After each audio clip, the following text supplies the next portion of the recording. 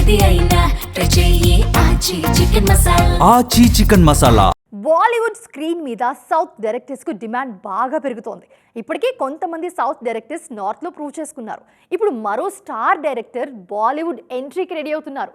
అది కూడా భాయ్జాన్ సల్మాన్ ఖాన్ సినిమాతో. ఇంతకీ ఎవరా డైరెక్టర్ అనుకుంటున్నారు కదా, మీరే చూడండి. సల్మాన్ ఖాన్ కొత్త సినిమాకు సంబంధించిన అనౌన్స్మెంట్ వచ్చింది. టాలీవుడ్ స్టార్ డైరెక్టర్ వంశీ పైడిపల్లి కెప్టెన్సీలో ఒక సినిమా చేసేందుకు రెడీ అవుతున్నారు భాయ్జాన్. కమర్షియల్ సినిమాలో ఫ్యామిలీ ఎమోషన్స్ ని కూడా పర్ఫెక్ట్ గా చూపించడంలో వంశీ పైడిపల్లి స్పెషలిస్ట్.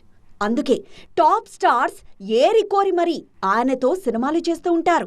తెలుగులో ప్రభాస్, మహేష్, నాగార్జున లాంటి హీరోలతో ఇంట్రెస్టింగ్ సినిమాలు చేసిన వంశీ పైడిపల్లి కాలీవుడ్లోనూ తన మార్క్ చూపించారు. తమిళ స్టార్ హీరో విజయ్తో వారసుడు సినిమాను రూపొందించారు.